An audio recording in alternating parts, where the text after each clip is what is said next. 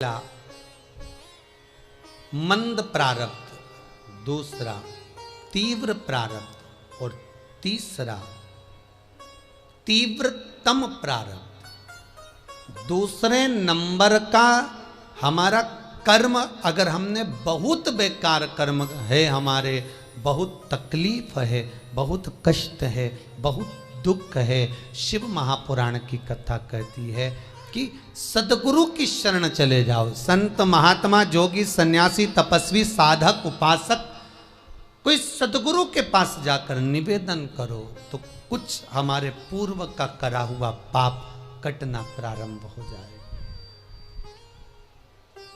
हमारा पुराना पाप धीरे धीरे कटे।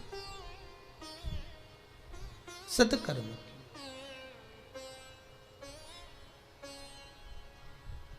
फिर एक निवेदन करूंगा, जीवन में अगर बहुत तकलीफ है, बहुत कष्ट है, आपको पहले भी कहा फिर कहते हैं, पंगात्री पड़ेगी।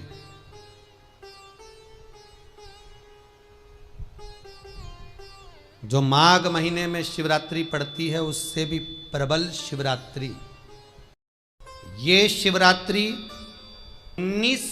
19 वर्ष के 2 बार गैप करने के बाद 183 वर्ष के बाद आएगा और 183 वर्ष के बाद फिर इसमें की शिवरात्रि प्राप्त होगी। और 183 वर्ष किसने देखे? कौन ने देखे? और निवेदन करूंगा, अगर जिंदगी में थोड़ी सी तकलीफ है, दुख है, कष्ट है, परेशानी है, तो उस शिवरात्रि को हाथ से मत जाने दो। वाली शिवरात्रि को आपको पहले भी कहा कि क्या क्या वस्तु भगवान शंकर को हम रात्रि के समय पर चढ़ा दें जिससे हमारा रोग समाप्त हो जाए, हमारी बीमारी समाप्त हो जाए, हमारे जीवन में सुख समृद्धि लक्ष्मी आ जाए। वो समर्पण का भाव। और शिवरात्रि आने में देरी है और आपके जीवन में बहुत कष्ट है, बहुत कष्ट। महाराज 5 कमलगट्टे, 5 बेलपत्र तांबे के लोटे में जल भरकर रख लीजिए। सीधे हाथ पर उस कलश को रखो जिसमें 5 कमलगट्टे और 5 बेलपत्र रखिए। श्री शिवाय नमस्तुभ्यम शिव महापुराण का मूल मंत्र है। जैसे भागवत का मूल मंत्र है ओम नमो भगवते वासुदेवाय, शिव महापुराण का मूल मंत्र है श्री शिवाय नमस्तुभ्यम। इस मंत्र का 5 बार स्मरण कर कर आपको जो तकलीफ है उसको हृदय चित्त से धरकर मस्तक से कलश को लगाकर किसी एकांतेश्वर महादेव पर, एकांतेश्वर महादेव मतलब अपने गांव से, नगर से, शहर से जो बाहर खेड़े में हो, बिल्कुल बाहर, जिस शिवलिंग पर कोई पूजन करने ना जाता हो, एकांत में बैठे हो, जंगल में बैठे हो, कहीं किसी वृक्ष के नीचे विराजमान हो, ऐसे एकांतेश्वर महादेव पर अपनी कामना कर कर वो जल समर्पित कर दो। 1 बेलपत्र, 1 कमलगट्टा उठाकर अपने घर पर लेकर आ जाओ। जो तकलीफ बहुत ज़्यादा हो रही है 5 दिन में आपको मालूम पड़ जाएगा, 5 दिन में अंतर आ जाएगा। शिव का अनुमोदन करो, शंकर का स्मरण करो। महाराज ये अश्विन का जो अधिक मास है 183 वर्ष के बाद वापिस आएगा। योग, ये योग पहले मिल जाता 19 वर्ष में, पर अब मिलेगा 183 वर्ष।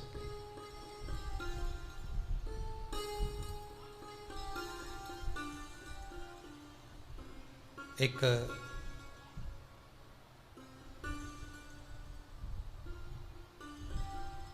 किन्हीं माता जी का एक प्रश्न था, वो ध्यान में नहीं आ रहा है वो कहाँ से थी, कि उन्होंने एक प्रश्न किया था, व्हाट्सएप पर लिखा हुआ आया था कि उनके घर में कोई बहुत ज़्यादा बीमार पड़ा हुआ है और बहुत बुजुर्ग है, लगभग 90-95 साल की हैं और शरीर गल गया, शरीर में अब कीड़े पड़ रहे हैं। सिस्टर को बुलाते हैं, डॉक्टर को बुलाते हैं, तब उनको साफ करते हैं, शरीर इतना गल चुका। उसके लिए क्या करना चाहिए? एक निवेदन करूंगा, एक भगोनी में गेहूं रख लीजिए, एक पात्र में गेहूं, जो बहुत बुजुर्ग हो चुकी हैं, कीड़े पड़ रहे हैं शरीर में, आपने एकादशी दे दी, गीता जी करवा दी, पाठ करवा दिया, गौदान करवा दिया, मोक्ष करवा दिया, सब कुछ करवा दिया, तो भी मुक्ति नहीं मिल रही है, तो पात्र में गेहूं रखकर उन माता जी की सीधे हाथ की 3 उंगलियां उस गेहूं में डालकर उनका नाम और गोत्र बोलकर वो गेहूं गाय को खिला दीजिए। पात्र किसी गरीबड़े को, भिक्षुक को दे दीजिए। महाराज 3 या 4 दिन में मोक्ष प्राप्त हो जाता है। इतनी अगर भोग रही हैं तो कर सकते, इतना कष्ट अगर भोग रही हैं कि शरीर गल चुका है, कीड़े पड़ रहे हैं शरीर के अंदर और सारी खाल टपक टपक कर गिर रही है, तो उनकी मुक्ति हो, उनका मोक्ष हो। आज माता जी कह रही थी कि हमने गीता जी सुना दी, पाठ कर दिया, सब कुछ कर दिया, गौदान करा दिया, सब करा दिया, पर मुक्ति नहीं। शिव का हो, शंकर को, मेरे बाबा विश्वनाथ का स्मरण करो, मिलेगा। फिर निवेदन करूंगा, ब्रह्मा ब्रह्मलोक में रहते हैं, भगवान विष्णु बैकुंठ में रहते हैं। मृत्यु लोक का अगर कोई देव है तो वो महादेव है। पृथ्वी का अगर कोई देवता है तो वो देव अधिदेव महादेव है। पर हमारी आदत है, हम पड़ोस की काकी आती है तो उसको प्रणाम करते हैं, मासी सास आती है तो उसको नमन करते हैं, चाची सास आती है तो उसको नमन करते हैं, और घर में सास बैठी रहती है उसको कभी नमन नहीं करते। आदत है ना हमारी। दूसरों को तो हम प्रणाम कर लेंगे पर घर की सास को नमन नहीं कर पाते। उसी तरह हम भगवान विष्णु का स्मरण कर रहे हैं, ब्रह्मा का स्मरण कर रहे हैं, सारे 33 कोटि देवताओं का स्मरण कर रहे हैं, पर भूलोक का इस देव अधिदेव महादेव का हम कितना स्मरण कर रहे हैं। हम तो भगवान शंकर के मंदिर में भी जाते हैं तो छल करते हैं। गए मंदिर में, वहां का लोटा उठा लिया, पानी भर लिया, शंकर जी को चढ़ा दिया, लोटा दूसरे का, पानी दूसरे का, मंदिर भी दूसरे का, पानी चढ़ा दिया बस। और इतनी सात्वित्ववान सिर पे पल्लू मल्लू रे कि ऐसे पानी चढ़ाए। शंकर भगवान भी सोचे काय को नौटंकी करे रे, काय को नाटक करे। पानी दूसरे का, लोटा दूसरे का, शंकर जी पे चढ़ा रही।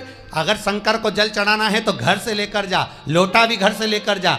और अगर मंदिर का पानी लिया है, मंदिर का लोटा लिया है तो 1 रुपये लोटे का किराया, और 1 रुपये जो लाइट जली, पानी भरा जिस पुजारी ने, उसका 2 रुपया दान पेटी में डाल, तब जाकर तू शंकर को पानी चढ़ाएगी, तब शंकर उस जल को स्वीकार करता है। किसी की लगी लगाई थाली मिल जाए पूजन की और तुम सिर पे पल्लू लेके कुंकू चावल रोली मोली सब चढ़ा दो, और बेचारी वो बाद में आए तो देखे तो यहाँ सब साफ, तो क्या भगवान स्वीकार करेगा? भगवान ऐसा स्वीकार नहीं करे। फिर निवेदन है, बरसाती मेंढक मत बनो रे, अच्छे से सेवा करो, थोड़ी करो पर अच्छी करो। घर से पानी लेकर जाओ।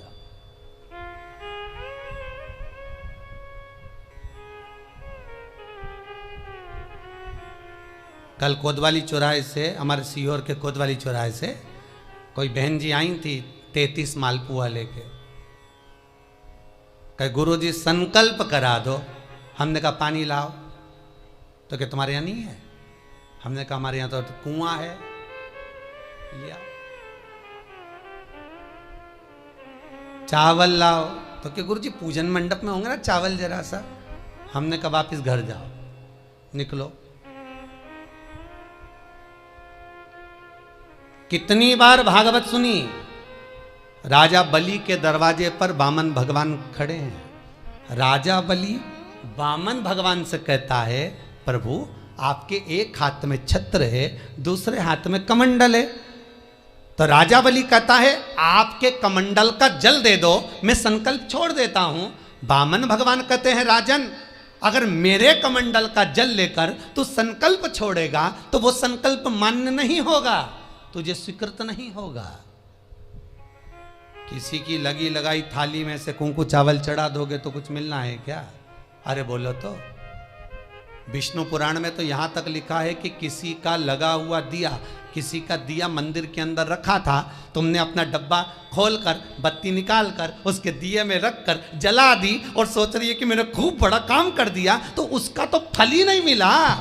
विष्णु पुराण कह रही है, खुद का दिया, खुद की बाती, खुद का दीप अगर जलाती तो फल मिलता।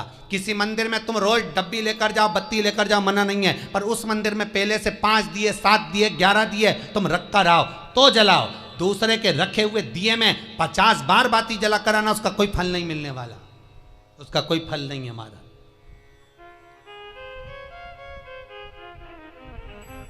खुद का जल लेकर जाओगे, खुद का लोटा लेकर जाओगे तो फल। यहां तो स्वयं भागवत कह रही है, राजा बलि के सामने वामन भगवान कहते हैं, राजन तेरे कमंडल को लेकर आ, उससे संकल्प छोड़, अगर मेरे जल का संकल्प छोड़ेगा तो उसका कोई फल नहीं मिलने वाला। राजा बलि अंदर गया, जाकर भी उसने कर्म बेकार कर दिया। राजा बलि ने क्या, कमंडल लाना था खुद का, उठा लाया शुक्राचार्य जी का, शुक्राचार्य जी का कमंडल उठाकर लाया, इसलिए शुक्राचार्य जी कमंडल के अंदर जाकर बैठ गए, एक आंख लगाकर देखते रहे, जल बाहर नहीं निकलने दिया शुक्राचार्य जी ने कि मेरे कमंडल का जल कैसे निकल जाए भला।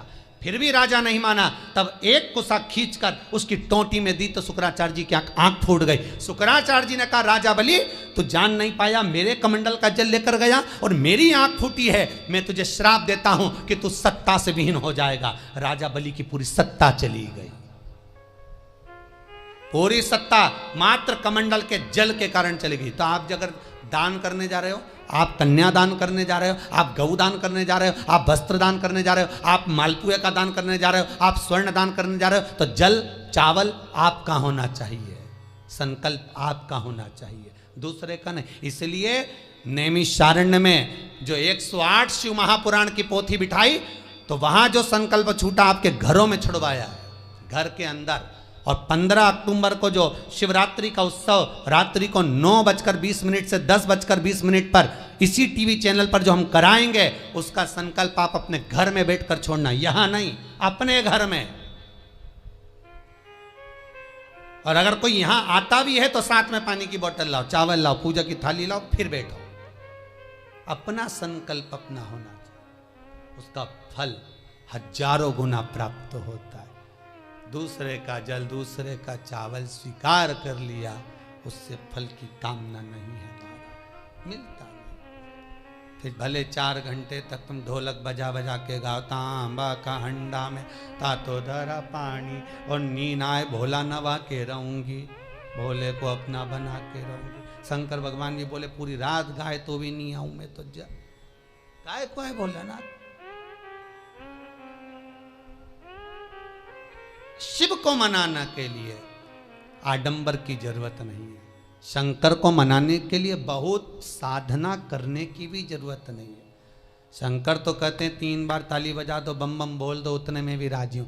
पानी नी भी चढ़ाए चलेगा, ताली नी भी बजाए चलेगा, बम बम नी भी बोला चलेगा। शंकर का शिव महापुराण की कथा कहती है, इतना भी ना बने तो मेरे मंदिर के सामने से निकल कर चले जा, उतने में भी कल्याण कर दूंगा। ये भी ना बने तो मेरे मंदिर का शिखर देख ले, शिखर दर्शनम सर्व पाप नाशनम, मात्र शिखर का दर्शन कर लेने पर भी मैं तेरे पाप छिन्न कर देता हूं, समाप्त कर देता हूं, तेरी जिंदगी खुशियों से भर। शिव करें उतने में भी संतुष्टि है।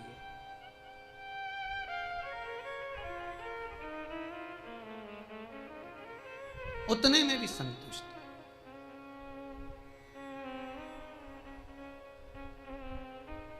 शंकर का अनुमोदन करने वाला, शिव का स्मरण करने वाला है। तो अगर मालूम पड़े प्रारब्ध के कारण, कोई कर्म के कारण हमें मिल भी रहा है, तो वो समाप्त होगा, वो मिटेगा। और बाबा से कहते रहना ना, भोला सब दुख काटो मारा, बाबा बस कृपा कर कर मेरे दुखों को काटिए। बाबा बोले शिव उस बुजुर्ग से कहते हैं, तुम्हें कर्म का भोग भोगना पड़ेगा। बाबा ये कर्म का भोग मनुष्य क्यों भोगता है? शंकर कहते हैं, पूर्व में जो कर कर आए हो उसके अनुसार फल मिलता है।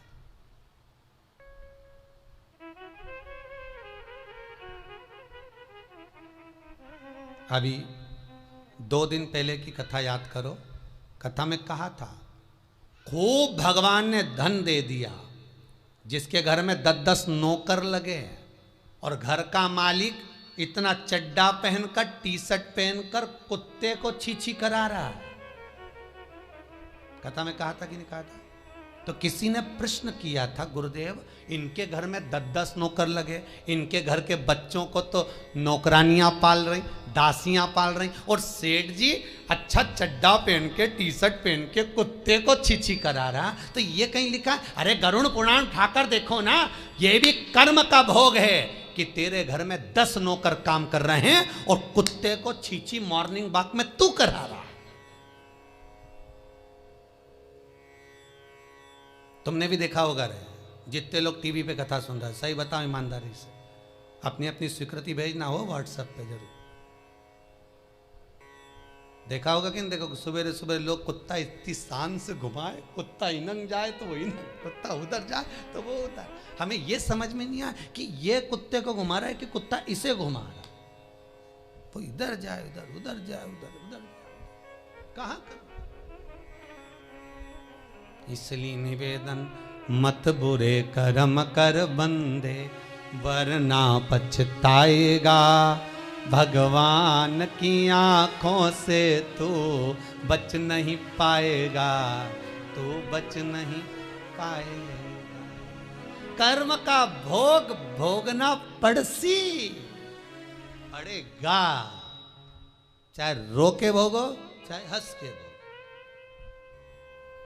इसलिए निवेदन है, खूब बढ़िया चकाचक खाओ पियो मौज करो, जिंदगी अलमस्त जियो। कितनी भी जिंदगी में दुख आए रोना नहीं, सुखी रहना, मुस्कुराते रहो, क्योंकि आखिरी में जो फोटो टंगेगा वो तो मुस्कुराने वाला ही टंगेगा।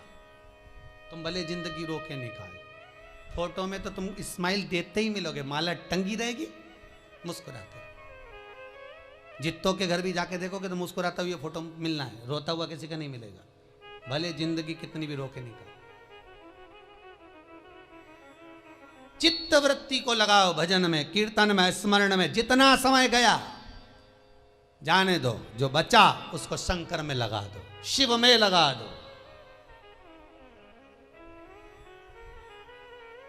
महाराज, कर्म का भोग भोगना है, गति प्रारब्ध की।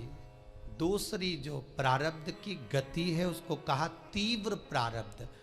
इसके भोग को अगर तुम भोग रहे हो, दुख आया है तो संत सतगुरु की शरण में जाकर कहो, दुख मिटेगा। तीसरा है तीव्रतम प्रारब्ध। इस प्रारब्ध में अगर बहुत ज्यादा दुख आ गया तो कुछ ना करिए, एक काम करो, एकांत में बैठकर शिव का स्मरण करिए, शंकर का भजन।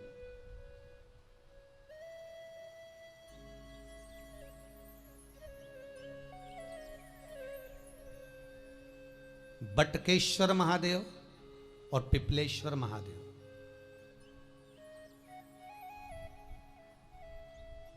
पिपलेश्वर महादेव जिस जगह पर दधीची ऋषि की धर्म पत्नी सुवार्च के सम्मुख में दधीची ऋषि के प्राण देवता ले लेते हैं, अस्थियों का कंकाल हो जाते हैं दधीची बाबा। उनकी धर्म पत्नी रोती हुई अपने पेट पर पत्थर मारती है गर्भ को नष्ट करने के लिए। वहां शंकर भगवान प्रकट होते हैं पीपल के पेड़ के नीचे। शिव जी का नाम पिपलेश्वर महादेव हुआ। जो बालक पीपल के पेड़ के नीचे जन्मा उसका नाम पिपलाद हुआ। दो महादेव अपनी पुस्तिका में लिख कर रख लो, एक बटकेश्वर महादेव और एक पिपलेश्वर महादेव।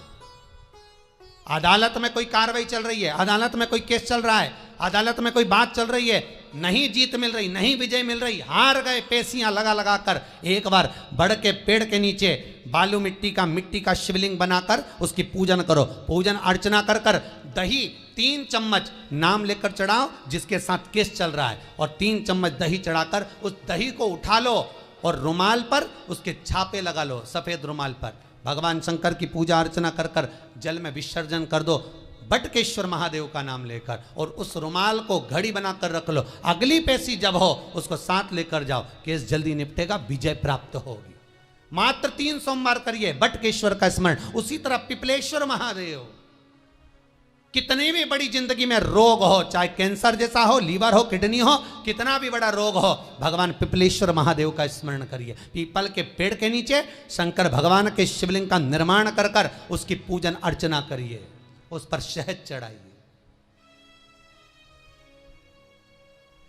पीपल का वृक्ष, आंवले का वृक्ष, शमी का वृक्ष, बेलपत्र का वृक्ष, ये औषधि पूर्ण है महाराज। डॉक्टर ने कह दिया डायलिसिस कराना जरूरी है, तो एक बार इस शिव महापुराण का उपाय जरूर करना।